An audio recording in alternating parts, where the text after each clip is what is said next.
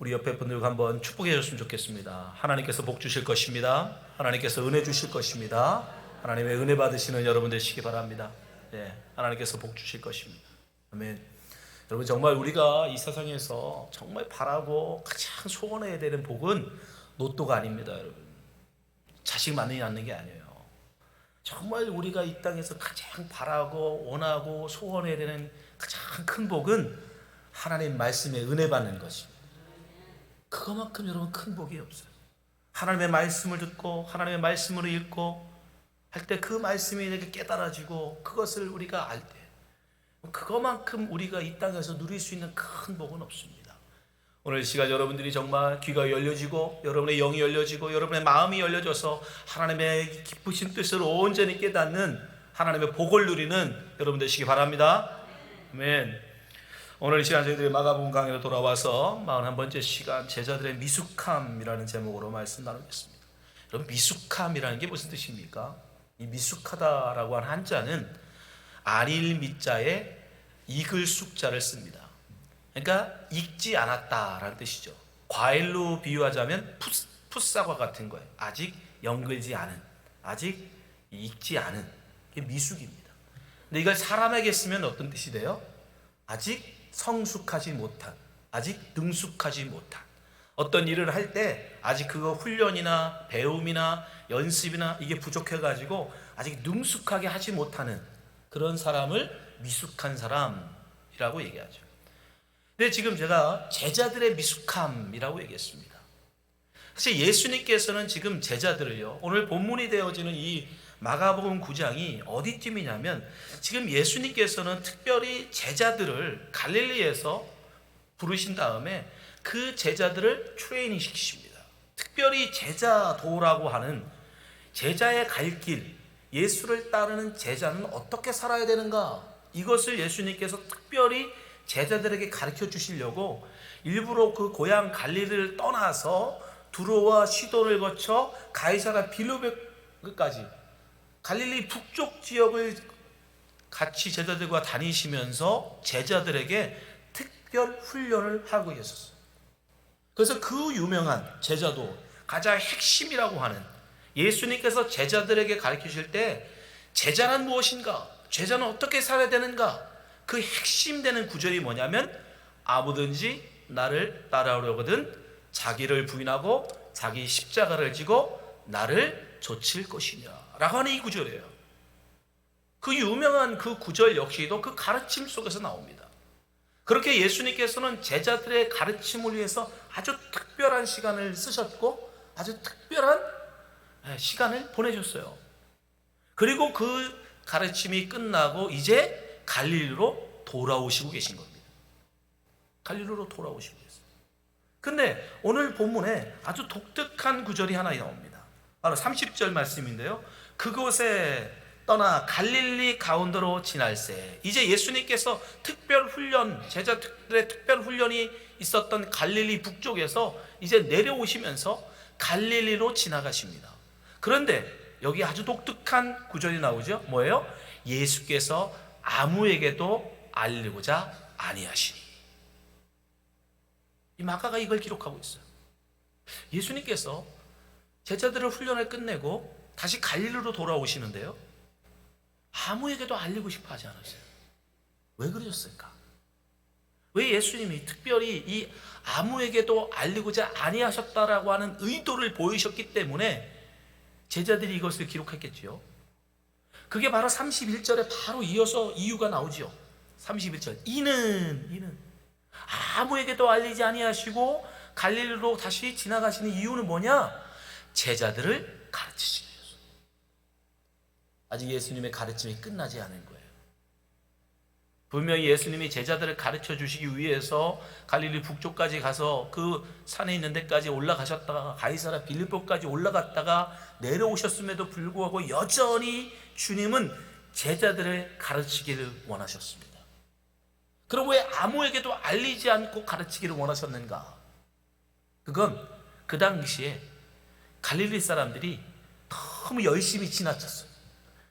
예수님이 오셨다는 소문만 들으면 온 동네 사람들이 다 몰려들어요.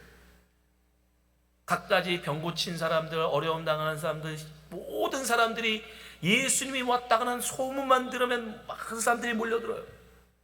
그래서 예수님이 제자들을 가르치는 건 고사하고 예수님이 뭐 할 시간도 없어요? 식사할 시간도 없어요. 식사할 시간. 얼마나 사람들이 모여드는지.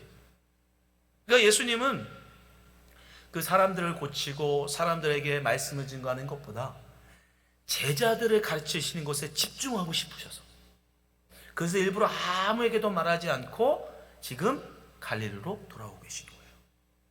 그러니까 예수님께서 얼마나 제자들의 가르치심에 마음이 있는지를 우리가 알 수 있는 거예요. 주님이 얼마나 예수님이 제자들을 가르치고 싶으셨는지 우리는 그걸 알 수 있습니다. 두 번째, 왜 예수님은 그러면 이렇게 제자들의 사역, 그 가르침에 집중하시느냐? 다른 게 아니라 바로 제자들이 예수님의 사역에 걸림돌이 되지 않게 하기 위해서입니다.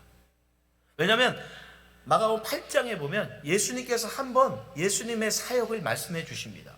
이제 기뜸에 거기에 보면 처음으로 비로소 예수님이 십자가에 지시고 죽으시고 사흘 만에 살아나실 것을 비로소 제자들에게 가르쳐줬는데, 제자들이 어떤 반응을 보여요? 특히 베드로가 뭐라고 합니까? 8장 32절에 이렇게 나와요. 그러내 놓고 이 말씀을 하시니 베드로가 예수를 붙들고 항변하여 가라되. 여기서 항변하다가 뭐예요? 야단치다요. 야단치다. 예수님 그건 안 됩니다. 십자가에 죽으시다니요. 그건 안 됩니다. 그 일은 안 됩니다. 하고 예수님의 앞을 가로막아 버려요. 그 마태복음 보면 자세히 나오죠. 예수님의 앞길을 막아버리는 거예요. 예수님을 따라서 그 사역을 감당해야 될 제자들이 오히려 예수님을 제일 가로막는, 예수님을 방해하는, 예수님의 사역을 못하게 하는 사람들이더라. 그래서 예수님은 제자를 아무에게도 말하지 아니하고 제자들을 더욱더 가르쳐서 예수님의 사역을 가로막는 자가 아니라 예수님과 함께 사역하는 자를 만들고 싶으셨다는 거예요. 여러분의 신앙의 성수, 여러분의 신앙생활을 할 때 여러분의 신앙을 방해하는 것은 전혀 모르는 사람들이 아닙니다. 여러분하고 아무 상관없는 사람들이 여러분의 신앙을 방해하지 않아요.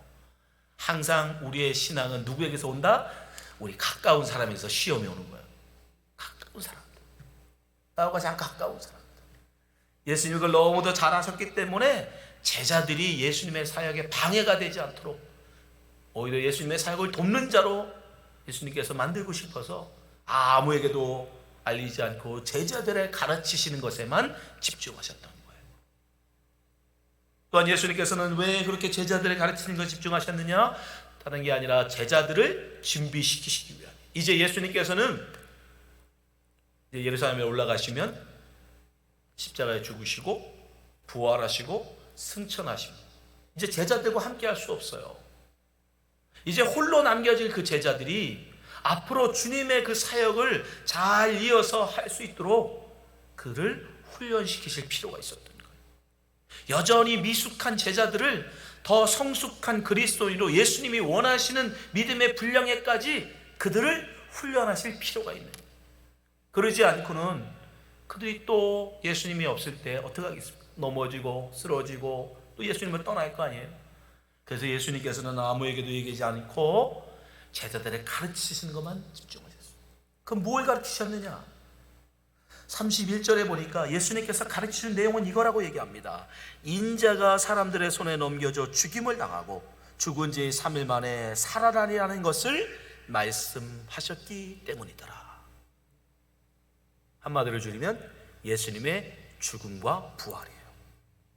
사실 우리 그리스도인이라고 하면 지금 여기 우리 주일 아침에 주님을 예배하겠다고 나오신 모든 분들은 다 예수님의 그 죽으심과 부활을 믿는 분들이 믿습니다.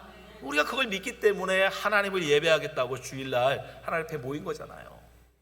사실 예수님의 제자라면 당연히 알아야 되는 내용이에요. 당연히 믿어야 되는 내용이에요. 이건 너무 기본적인 기본이죠. 예수 그리스도의 죽으심과 부활. 근데 이걸 예수님이 지금 한 번도 아니고 또 이걸 제자들에게 말씀하고 계시더라는 거예요. 왜일까요? 그만큼 중요하기 때문입니다. 그만큼 중요해요. 예수님의 사역은 여러분 다른 게 아니에요. 우리가 거창하게 예수님의 사역을 제사장적, 왕적인, 선지자적인 사역이다라고 얘기하지만 결국은 예수님의 사역의 핵심은 뭐냐면 영혼 구원이에요. 영혼 구원. 예수님은 그걸 위해서 약속되어진 분이고, 그걸 위해서 오신 분이고, 그걸 이루고 계신 분이에요. 예수님은 다른 거 없어요. 오직 영혼 구원. 예수님의 이름 자체가 예수, 조슈아라고 하는 이름 자체가 영원한 구원이시다. 이사야를 통해 된 임마누엘이라고 하는 이름 자체도 역시 마찬가지죠. 하나님이 우리와 함께 하시다. 우리를 죄 가운데서 구원하여 주셔서 당신의 십자가의 피로 우리를 죄를 씻어주시고 하나님과 이제 영원히 함께하는 하나님의 백성으로 만드시기 위해서 이 땅에 그분은 오신 분이에요. 그러니까 이것은 예수님의 사역의 핵심이에요. 우리가 예수님의 제자가 된다고 그러면서 예수님의 죽으심과 부활을 이해하지 못하고 그것을 믿지 못한다면 우리는 그리스도인이 아닙니다. 우리 예수님의 제자가 될 수 없어요. 그래서 예수님은 이것을 다시 한번 또 강조하고 계십니다. 또 가르치고 계십니다. 그리고 또 이것을 또 말씀하시는 이유가 뭐냐? 우리에겐 지금 어쩌면 너무도 당연하게 들려오는 이 진리가 당시 제자들에게는요 엄청난 충격이었습니다. 엄청난 충격. 첫 번째, 인자가 사람들의 손에 넘겨져 죽는다 라고 하는 이 내용. 이 31절에 보면 예수님께서요 인자라고 하는 표현을 쓰십니다. 당신을 가리키는 거죠. 인자. 이게 한자인데요 사람의 아들이에요. 사람의 아들이라는 뜻입니다. 근데 이 인자라고 하는 사람의 아들이라고 하는 표현을 누가 썼냐면 에스겔이라고 하는 선지자가 써요. 근데 에스겔서를 읽어보면 거기서 약속된 인자는 하나님의 아들이고 그가 오시면요 그는 권능으로 그 백성들을 구원할 자로 옵니다. 그러니까 정확하게 예수님이에요. 근데 거기서 표현되는 인자는 힘 있는 자예요. 권세 있는 자예요. 이 세상의 모든 권세를 물리치고 하나님의 나라를 세우는 힘 있는 자, 그게 인자예요. 그래서 유대인들은 이 인자, 이 메시아를 힘 있는 메시아, 다윗과 같이 그 모든 원수들을 다 물리치고 다윗과 같이 큰 나라를 세울, 유대인들을 위한 큰 나라를 세울 그런 메시아로 알고 기다리고 있었단 말이에요. 그걸 고대하고 있었어요. 그런 힘 있는 메시아, 인자를 기다리고 있는데 예수님이 전하는 인자는 어떤 인자예요? 매 맞아 죽는다는 거예요. 아니 자기 목숨 하나 지킬 수 있는 힘이 없어서 사람들한테 붙들려 죽임을 당한대요. 이런 힘없는 메시아가 어디 있습니까? 이런 황당한 게 어디 있습니까? 아니 자기 목숨도 못 지켜가지고 십자가에 죽어버리는 그런 메시아를 어떻게 소망하냐고요. 그런데 예수님은 인자가 사람들의 손에 넘겨져 죽임을 당한다. 그것도 십자가에. 당시 여러분 십자가는 굉장히 모욕 중의 모욕이에요. 우리 조선이라고 하는 옛날 우리나라 역사를 얘기하면 이 십자가의 죽음은 능지처참하고 똑같아요. 임금한테 반역을 해가지고 그 반역죄로 여러분 조선은 몇 족까지 죽여요? 상상을 안 해보셨죠? 왕한테 반역할 생각을. 잘하셨어요. 3족이 죽습니다. 3족. 여러분 드라마에서 이 반역이로다 그래서 반역이라고 선포되면요 이게 왜 무섭냐면 3족이 다 죽어요. 3족. 제가 하면 제 형제들 다 죽고요, 제 아버지 비롯한 큰아버지, 작아버지, 삼촌 다 죽습니다. 그리고 저희 할아버지들도 다 죽어요. 3족이 죽입니다. 3족. 그것도 그냥 안 죽여요. 본보기로 능지처참해서 다 찢어 죽입니다. 반역을 꿈도 꾸지 말라는 거죠. 근데 십자가가 뭐냐? 십자가가 바로 로마에 반역하는 자들을 처참하게 죽이는 사형이에요. 아주 잔인하게 많은 사람들이 지나가는 길에 일부러 보란 듯이 발가벗겨가지고 갈기갈기 책찍으로 그 몸을 찢고 피가 떨어져서 고통당해 죽게. 십자가를 당하는 사람들이 엄청나게 울부짖는데 그 이유가 뭔지 아십니까? 십자가에 매달리면요, 제일 고통스러운 건 까마귀가 와서 눈을 파먹는다는 거예요. 아직 의식이 있는데. 그래서 그나마 가족이 있는 사람들은 그걸 쫓아줬대요. 그러나 아무도 없는. 그래서 성경이 일부러 예수님 주위에 아무도 없었다라는 걸 강조하고 있는 거예요. 제자들이 다 도망가잖아요. 그게 바로 십자가예요. 그건 예수님만 당한 게 아니라 그 당시에 많은 반역자들이 그 십자가를 당해서, 제자들은 너무도 잘 알고 있어요. 수도 없이 봤어요. 그렇게 울부짖으며 고통스럽게 죽어가는 십자가를 지는 사람들의 삶을 너무 잘 알고 있었다고요. 그런데 우리가 메시아, 그 메시아가 오면 그 연약한, 그 완악한 로마를 다 무찔러 버리고 그 적들을 다 쫓아버리고 유대인들이 다스리는 나라, 그런 왕으로, 그런 힘 있는 자로 인자를 기다리고 있었는데, 예수님은 사람들한테 매맞아 죽는다. 그러니 제자들이 어떻게 그걸 받아들입니까? 그뿐입니까? 그분이 그렇게 죽지만 3일 뒤에 살아나신대요. 부활이죠, 부활. 우리는 지금 예수 그리스도의 부활을 다 믿습니다. 여러분 예수님의 부활을 믿으시죠? 여러분이 살아날 것도 믿으시죠? 이 살아남은 단지 여러분 병들어 죽었다가 다시 깨어나는 걸 말하는 게 아니에요. 나사로가 죽었다가 다시 살아났는데 여러분 그걸 부활이라고 말하지 않습니다. 그건 다시 생명을 얻고 나사로는 다시 죽었어요. 그건 부활이 아니에요. 예수님이 말씀하시는 이 부활은 영원히 이제 사망과는 관계가 없는 자로 살아나는 거예요. 죽음과는 이제 죽음을 이기고 일어나는 거, 그걸 부활이라고 해요. 근데 당시의 유대인들이 이 부활이 굉장히 믿기 어려울 수밖에 없었던 이유가 뭐냐면, 구약 성경에 그 부활이 없어요. 구약 성경에 여러분 죽음을 보지 않고 하나님 앞으로 올라간 사람은 있죠. 그죠? 에녹 같은 경우도 죽음을 보지 않고 하나님의 데려가심을 당합니다. 엘리야 같은 경우도 죽음을 보지 않고 불마차를 타고 하늘로 올라가요. 승천합니다. 그런데 죽었다가 하나님이 보내셨다고 하는 선지자 중에, 하나님의 쓰임을 받던 왕들 중에 그 누구도 죽었다가 부활한 사람이 없어요. 그 위대하다고 하는 모세도 죽기는 했지만 부활은 없어요. 그러니까 유대인들에게는 너무 힘들고 어려운, 믿을 수 없는 이야기예요. 구약에 증거가 없거든. 그런데 예수님이 말씀하세요. 내가 십자가에 죽을 거야. 그러나 3일 뒤에 살아날 거야. 그 제자들은 이게 너무너무 낯설고 이 말씀이 너무도 믿기 어려웠던 것입니다. 그래서 그 당시에는요, 그 사두개파라고 하는 이 사람들은 이 부활을 믿지 않았어요. 말도 안 된다. 죽은 자가 어떻게 살아나냐. 그만큼 제자들에게 이 말씀은 힘들고 어려운 말씀입니다. 그래서 제자들이 어떤 반응을 보여요? 32절에 보니까 제자들은 이 말씀을 깨닫지 못하더라. 깨닫지 못하더라. 너무 어려운 거예요. 너무 이해할 수가 없는 거예요.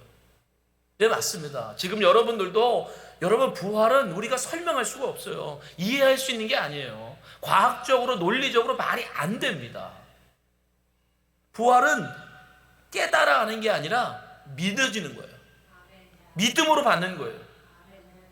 그걸 우리가 어떻게 경험해 본 적도 없고 본 적도 없고 우리가 어떻게 논리적으로도 설명할 수가 없어요.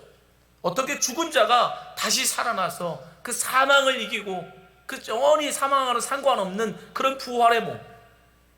예를 들어서 예수님께서 부활의 몸을 입고서요, 모든 문이 다 닫혔는데 제자들 사이에 나타나세요. 그 제자들 놀래죠. 그래서 귀신인가 영인가 하고 의심합니다. 영이라면 가능하잖아요. 문 닫혔는데 안으로 들어올 수 있는 게. 그때 예수님이 일부러 뭐 하세요? 너희 중에 먹을 게 있느냐? 그리고 일부러 그들 앞에서 잡수세요. 영은 살과 뼈가 없으되 인자한. 부활의 주님은 살과 뼈가 있다는. 이해가 됩니까? 살과 뼈가 있는데 어떻게 벽을 막 통과하죠? 부활의 몸, 부활의 주님, 엠마오로 두 제자들이 실망 가운데 내려가고 있을 때 부활의 주님께서 그들과 함께 가는데 그들은 제자들이에요. 예수님과 3년을 동거동록하면서 함께 먹고 자고 예수님의 말씀을 배움을 갈았던 사람들이에요. 그런데 부활의 주님을 못 알아. 도대체 어떤 몸이시길래, 그 부활은 어떤 몸이시길래 3년을 함께한 제자들이 못 알아보냔 말이에요. 그러니까 여러분, 그건 논리적으로 이해할 수 있는 게 아니에요. 그거는 우리가 믿음 가운데, 하나님의 주신 은혜 가운데 우리의 믿음을 주실 때만 그것을 우리가 받을 수 있는 겁니다. 아멘. 그래서 지금 마가가 의도적으로 지금 제자들이 깨닫지 못했다라고 기록하고 있는 거예요. 마태복음과 이 마가복음은요 굉장히 비슷합니다. 이 변화산에서 예수님의 그 변화된 모습을 보여주시고 바로 그 산 아래서 귀신 들린 아이를 고치시는 사건, 그것까지 똑같아요. 그리고 제자들에게 다시 이 말씀을, 예수님이 죽음과 부활을 하신 내용까지도 똑같아요. 그런데 결론이 다릅니다. 결론. 신기한 건 변화산 똑같고 귀신 치유 사건 똑같고 다시 한번 예수님의 죽음과 부활을 가르치신 내용까지도 똑같은데 마태복음에서는 결론이 이래요. 죽음을 당하고 제3일에 살아나리라 하시니, 똑같잖아요. 제자들이 매우 근심하더라. 이게 마태의 결론이에요.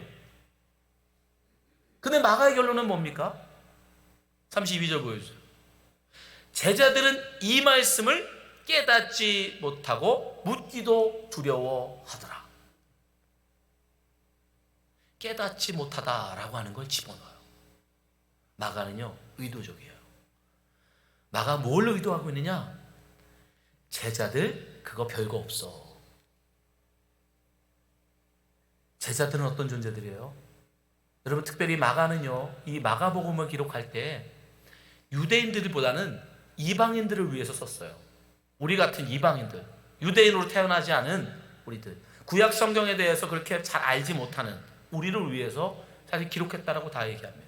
그 마가가 일부러 여기서 뭘 강조하고 있냐면, 제자들, 그들이 예수님을 3년이나 따라다니고 예수님과 함께 기적을 경험했고 예수님의 그 변화산에 놀라운 그런 체험을 했음에도 불구하고 그들도 역시 부활을 뭐하지 못하더라? 깨닫지 못하더라. 하나님의 말씀에 대한 깨달음, 하나님의 말씀에 대한 은혜로 얻는 것은 제자들이나 이방인들이나 다르지 않다라는 거예요. 다른 말로 예수님이 원하시는 믿음의 분량에까지 우리가 성숙되어져 가는 것은 단지 예수님과 함께 많은 시간을 얼마나 보냈느냐, 예수님 앞에서 얼마나 기적을 많이 경험했느냐, 예수님의 얼마나 많은 말씀들을 내가 배웠느냐, 그런 걸로 되는 게 아니다.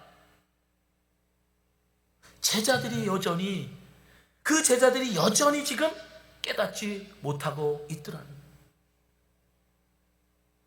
아까 일부러 8장에서 예수님께서 이미 한번 말씀하시고 그 사이에 예수님의 변화산에서 그 부활의 몸이 어떤 것인지를 제자들에게는 특별히 보여주십니다.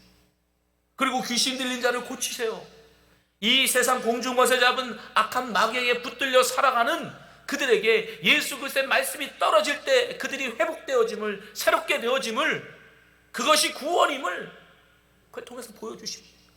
그런 놀라우신 하나님의 기적을 보았고 하나님의 가르치심을 받았음에도 여전히 그들은 뭐하고 있더라? 깨닫지 못하고 있더라. 여전히 미숙하더라. 그러니까 마가는 그것을 우리에게 전하고 있는 거예요. 주님이 우리에게 원하시는 성숙이라고 하는 것은 기적을 경험한다고 되는 게 아니다. 하나님의 말씀을 얼마나 들었냐 그걸로 되는 게 아니라는 거예요. 우리가 얼마나 신앙생활을 오래 했느냐 그 경력으로 되는 게 아니라는 거예요. 그럼 뭘로 될까요? 은혜로 되는 거예요. 은혜. 그것은 오직 하나님의 놀라우신 역사로 말미암아 우리는 되어져 가는 거예요. 그래서 우리는 하나님의 말씀의 은혜를 받기 위하여 조금이라도 더 하나님의 말씀을 귀담아 들기 위하여 애써야 되는 거예요. 사도행전 17장에 보면요, 베레아 사람들이 나오는데 이 베레아 사람들에 대해서 이렇게 표현합니다. 베레아에 있는 사람들은 데살로니가에 있는 사람들보다 더 너그러워서 간절한 마음으로 말씀을 받고 이것이 그러한가 하여 날마다 성경을 상고하니라. 여기서 가장 중요한 게 뭐냐면 그들이 간절한 마음으로 말씀을 받았다라는 것입니다. 왜요? 여러분, 우리가 생각하는 것처럼 우리가 성경을 아는 것으로 신앙생활을 오래 하는 것으로 예수님이 원하시는 성숙에 이룰 수만 있다면 그들은 열심히 성경 공부를 했더라 하면 될 일이에요. 그들은 열심히 교회 나갔더라 하라고 하면 될 일입니다. 그러나 그들은 그렇게 되는 것이 아님을, 똑같이 성경을 읽고 아무리 많은 성경을 읽어도 하나님이 그들에게 은혜 주지 않으면 절표 그 누구도 깨달을 수 없다는 것을 알기 때문에 그들은 간절한 마음으로 주님, 우리의 마음을 열어주세요. 주님의 말씀을 깨닫게 해주세요. 제자도 깨닫지 못하고 아무리 성경을 많이 아는 사람도 깨달을 수 없는 것, 오직 하나님이 우리에게 은혜 주실 때만이 그 말씀을 깨달을 수 있음을 우리가 아오니, 주님, 우리가 이 말씀을 읽을 때 정말 이 말씀을 깨닫는 은혜를 허락하여 주옵소서. 그래서 그 마음으로 말씀을 읽었다는 거예요. 그러지 않으면 여러분, 우리는 주님이 원하시는 그 성숙에 갈 수가 없어요. 2번 아니라 20번, 200번을 들어도 듣는 것으로 만족하는 사람, 배우는 것으로 만족하는 사람, 그저 깨닫는 것으로 만족하는 사람은 여러분, 진정 주님이 원하시는 그 깨달음을 깨달을 수 없습니다. 주님이 지금 일부러 지금 그것을 우리에게 증거하고 있는 거예요. 이 말씀을 깨닫지 못하더라. 여러분, 우리는 이 말씀을 통해서 무엇을 할 수 있습니까? 주님은 제자들이 미숙하기를 원치 않으신다라는 거예요. 주님은 제자들이 미숙함이 아니라 성숙한 사람이 되기를 원하세요. 그래서 일부러 그 제자들을 여행을 했음에도 불구하고 아무에게도 알리지 아니하고 갈릴리로 오시면서도 여전히 제자들의 가르치시는 데만 집중하세요. 왜 그래요? 주님이 원하시는 아직 수준이 안 됐거든요. 아직 주님이 원하시는 수준에까지 미숙하거든요. 그러니까 아무에게도 알리지 않고 여전히 그 가르치시는 것에 집중하고 계신 거예요. 우리가 그 뭘 알 수 있어요? 예수님이 얼마나 우리가 성숙하기를 원하시는가. 여러분, 미숙함에 만족하지 마시기 바랍니다. 어떤 분들은 자꾸 나는 원래 태생이 이래, 나는 성격이 원래 그래. 여러분, 우리는 그리스도 안에서 새로운 사람으로 창조된 사람들입니다. 아멘. 그건 옛사람이에요. 그건 옛 모습이에요. 그런 말 하지 마세요. 그건 예수 만나기 전의 모습이죠. 예수 만난 사람은 그리스도 안에서 뉴 크리에이션, 새로운 피조물이 되어져야 됩니다. 새로운 창조물이에요. 하나님이 여러분을 새로운 피조물로 지어가신다고요. 근데 아직도 옛날 모습, 옛날 성격, 옛날 태생, 그런 거 논하면서 나의 미숙함을 여러분 변명하지 마십시오.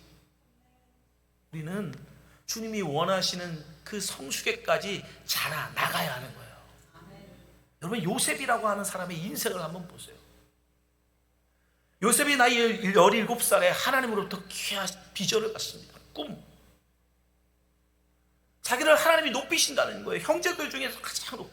그 당시 요셉은 막내였기 때문에 12아들 중에 11번째 아들이에요. 막내예요, 막내. 사람 취급도 못 받습니다. 그럼에도 불구하고 하나님께서 그를 높이실 것이다라고 하는 그 꿈을 꿨고, 그게 너무 좋아가지고 어떻게 해요? 형들한테 가서 막 떠버리죠. 형들 앞에 자랑을 해요. 그 당시에는 그건 있을 수 없는 일이거든요.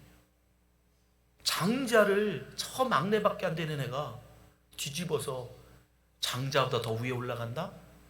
그건 있을 수 없는 거예요. 그건 요셉의 미숙함이에요.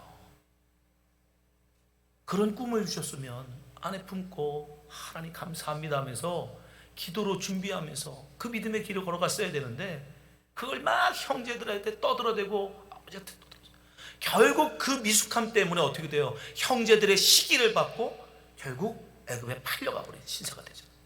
형제들의 비용을 받아요. 미숙함입니다.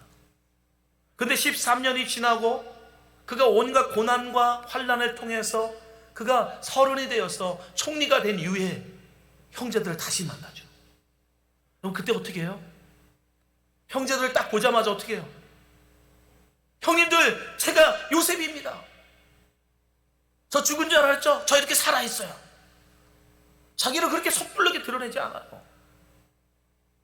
왜요? 그는 이제 성숙했거든요. 미숙한 요셉이 아니라 그는 이제 환난과 시험을 통해서 하나님의 그 고난을 통해서 성숙된 사람이 되어져서 처음에는 베냐민만 불러내요. 그 다음에 유다를, 그 다음에 형제들에게 얘기해요. 그 다음에 비로소 아버지에게 얘기해요. 여러분, 그 요셉이 어떻게 한 거예요? 성숙한 거예요. 성숙.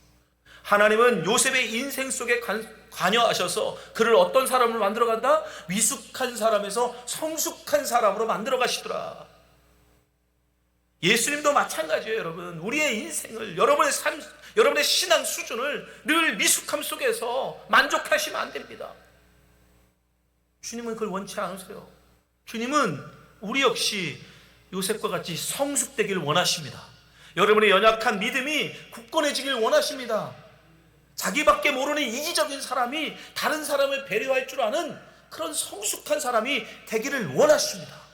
그래서 우리는 그 일을 위해서 훈련해야 되는 거예요. 부단히 그런 성숙한 사람이 되기 위해서 우리는 그래서 새벽에 힘들고 어려워도 새벽 예배, 금요일날 피곤하고 지쳐도 금요일 기도에 나와서 하나님 앞에 기도하면서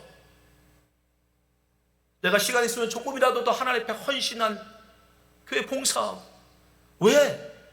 나를 더 성숙한 사람을 만들어가기 위해서예요. 그렇게 하지 않으면 우리는 자연스럽게 여러분 놔두고 가만두면 우리는 어떻게 돼요? 우리는 무너질 수밖에 없어요. 어떤 부흥강사님 목사님이 성도는 팽이와 같다라고 얘기했습니다. 팽이가 여러분 잘 돌아간다고 가만 놔두면 어떻게 됩니까? 죽어버려요. 쓰러져 버려요. 팽이는 잘 돌아갈 때 어떻게 해줘야 돼요? 여러분, 비실비실 막 넘어지려고 할 때 치면은 아예 무너집니다. 팽이는 잘 돌아갈 때 어떻게 해야 돼요? 한 번씩 쳐줘야 돼요. 그래서 교회는 잘하는 사람이 맨날 왜 맞는 거예요? 교회는 그래서 열심히 하는 사람이 더 열심히 하라고 맨날 혼나는 거예요. 우리 감사하시기 바랍니다. 잘 돌아가라고 그러는 거예요. 잘 돌아가라고. 우리는 미숙함에서 성숙함으로 나가야 돼요. 미숙함을 변명하지 마세요. 만족하지 마세요. 주님이 만약에 그걸 만족했다면, 그래 이 정도면 됐어 라고 만족했다면, 주님은 가이사랴 빌립보에서 제자들을 가르치는 것을 끝내시고 다시 갈릴리에 오셨을 때 다시 사람들을 고치고 사람들을 말씀을 사역에 집중하셨을 거예요. 그러나 주님은 거기에 만족하지 않습니다.